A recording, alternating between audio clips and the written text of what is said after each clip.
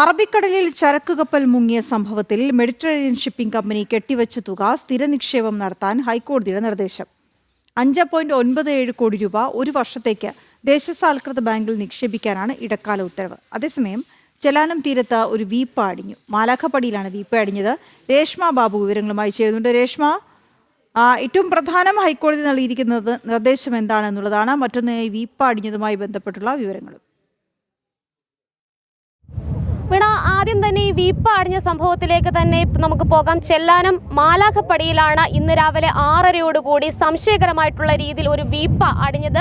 ഇരുമ്പ് വീപ്പയാണ് അടിഞ്ഞിട്ടുള്ളത്. അത് നിലവിൽ കയറിട്ട് കെട്ടിവെച്ചിരിക്കുകയാണ്. പോലീസ് സ്ഥലത്തെത്തിയിട്ടുണ്ട്. റവന്യൂ വിഭാഗവും സ്ഥലത്തെത്തിയിരുന്നു.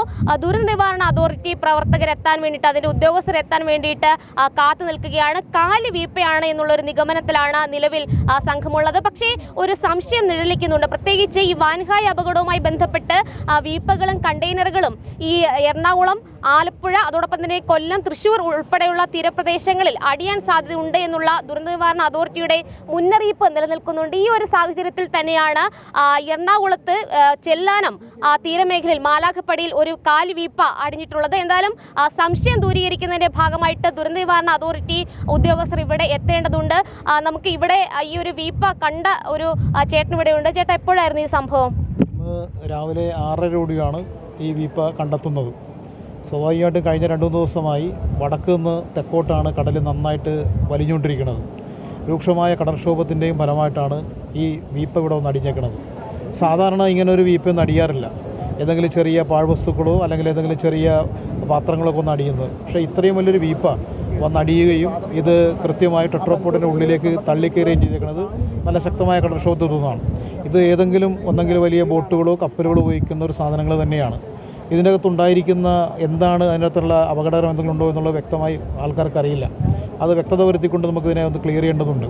കാരണം കഴിഞ്ഞ കുറച്ച് ദിവസമായിട്ട് ഇതെല്ലാം ചെല്ലാനത്തിൻ്റെയും എറണാകുളം ജില്ലയുടെ തെക്കൻ മേഖലയിലും വന്ന് ഇതടിയും ഇത്തരം സാധനങ്ങൾ അടിയാൻ സാധ്യതയുണ്ടെന്നുള്ള ഒരു ആശങ്ക നമ്മുടെ നാട്ടിൽ ജനങ്ങൾ വീപ്പയ്ക്കുള്ളിൽ എന്തെങ്കിലും ഉണ്ടെന്ന് എടുത്ത് ഉയർത്തിയ സമയത്ത് തോന്നിയിരുന്നു. ഇപ്പോൾ കാര്യമായി അതിനകത്ത് ഒരു ഈടുള്ള വസ്തുക്കളൊന്നും ഉണ്ടായി തോന്നില്ല. പക്ഷെ എന്തെങ്കിലും മറ്റ് വാതക രൂപത്തിലോ എന്തെങ്കിലും ഉണ്ടോ എന്നറിയില്ല. അത് സ്വാഭാവികമായിട്ടും ഇതിൻ്റെ ദുരന്ത നിവാരണ സമിതിയോ അതിൻ്റെ റവന്യൂ ഡിപ്പാർട്ട്മെൻറ്റോ പരിശോധിക്കുമ്പോൾ അറിയാൻ കഴിയുള്ളൂ. ഏതായാലും ആശങ്ക പരിഹരിക്കേണ്ടതുണ്ട്. കാരണം ഈ എറണാകുളം ജില്ലയുടെ തെക്കൻ മേഖലയിലേക്ക് വന്നായിരിക്കും സ്വാഭാവികമായിട്ട് ഇത് അടിയുന്നത് എന്നുള്ളതാണ് കുറച്ച് ദിവസമായിട്ട് റിപ്പോർട്ട് ചെയ്യുന്നത്. അപ്പോൾ സ്വാഭാവികമായിട്ടും ജനങ്ങൾക്ക് ആശങ്കയുണ്ട്. ഈ ആശങ്ക പരിഹരിക്കേണ്ടതിനുണ്ട്. അതായത് ആശങ്ക ഇപ്പോഴും ഉണ്ട്. കാലി വീപ്പയാണെന്നുള്ളൊരു നിഗമനം ഉണ്ടെങ്കിൽ കൂടി ഇനി അതിനുള്ള ഒരു സ്ഥിരീകരണം വരുത്തേണ്ടത് ദുരന്ത നിവാരണ അതോറിറ്റി ഉദ്യോഗസ്ഥരാണ്.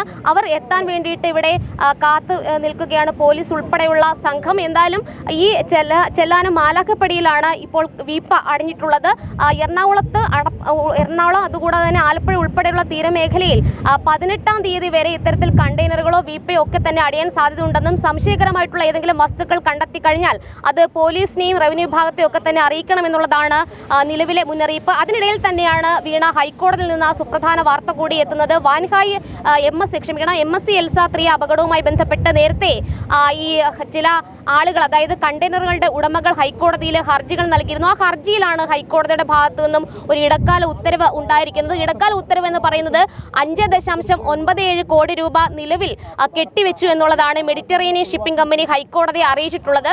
ആ ഒരു സാഹചര്യത്തിൽ അത്രയും രൂപ നിലവിൽ ദേശസാൽകൃത ബാങ്കിൽ സ്ഥിര നിക്ഷേപമായിട്ട് വെക്കാനായിട്ടാണ് നിലവിൽ ഹൈക്കോടതി ഒരു ഇടക്കാല ഉത്തരവ് പുറപ്പെടുവിച്ചിരിക്കുന്നത്. ആ സ്ഥിര നിക്ഷേപം അവിടെ ഇടാനായിട്ട് നിലവിൽ ഹൈക്കോടതി ബെഞ്ച് രജിസ്ട്രാർക്ക് നിർദ്ദേശം നൽകിയിട്ടുണ്ട്. എന്തായാലും ഈ ഹർജിയുമായി ബന്ധപ്പെട്ടുള്ള നടപടിക്രമങ്ങൾ പൂർത്തിയാകുന്ന മുറയ്ക്കായിരിക്കും ഇതുമായി ബന്ധപ്പെട്ടുള്ള മറ്റ് തീരുമാനങ്ങളിലേക്ക് എത്തുക. അതിനു വേണ്ടിയിട്ടാണ് നിലവിൽ ഈ ഒരു തുക, കെട്ടിവെക്കപ്പെട്ട തുക നിലവിൽ അത് ദേശസാൽകൃത ബാങ്കിൽ സ്ഥിര നിക്ഷേപമായിട്ട് ഇടാനായിട്ട് ഹൈക്കോടതി ഇടക്കാല ഉത്തരവ് പുറപ്പെടുവിച്ചിരിക്കുന്നത്. നേരത്തെ ഈ തുക കെട്ടിവെച്ചതിന്റെ, ഈ DD സമർപ്പിച്ചതിന്റെ അടിസ്ഥാനത്തിലായിരുന്നു ഈ മെഡിറ്ററേനിയൻ ഷിപ്പിംഗ് കമ്പനിയുടെ കപ്പലായിരുന്ന മനാസ SF അത് തീരം വിടാൻ, വിഴിഞ്ഞം തുറമുഖം വിടാനായിട്ട് ഹൈക്കോടതി അനുമതി നൽകിയത്. എന്തായാലും ഈ ചെല്ലാനത്ത് ഉൾപ്പെടെ ഒരു ആശങ്ക നിലനിൽക്കുന്നുണ്ട്. ചെല്ലാനം മാത്രമല്ല, ഈ തെക്കൻ തീരദേശ മേഖല ഒന്നാകെ ഒരു ആശങ്ക നിലനിൽക്കുന്നുണ്ട്. ഈ കണ്ടെയ്നറുകളോ അല്ലെങ്കിൽ അതുമായി ബന്ധപ്പെട്ടുള്ള സംശയകരമായിട്ടുള്ള അപകടകരമായിട്ടുള്ള വസ്തുക്കളോ ഈ തീരമേഖലയിൽ അടിയുമെന്നുള്ള മുന്നറിയിപ്പ് നിലനിൽക്കുന്ന സാഹചര്യത്തിൽ ജാഗ്രത ജാഗ്രത പുലർത്തുകയാണ് റവന്യൂ വിഭാഗവും പോലീസും. നിലവിൽ ഈ ചെല്ലാനത്ത് പോലീസിന്റെ ഭാഗത്തു നിന്നും ഈ ഭാഗത്തേക്ക് സാധാരണക്കാരായിട്ടുള്ള ആളുകളൊന്നും കടക്കാതിരിക്കാനായിട്ടുള്ള ക്രമീകരണങ്ങൾ, സുരക്ഷാ ക്രമീകരണങ്ങളൊക്കെ തന്നെ ഒരുക്കുന്ന കാഴ്ചയാണ് കണ്ടുകൊണ്ടിരിക്കുന്നത്. വീണ, ശരി രേഷ്മ.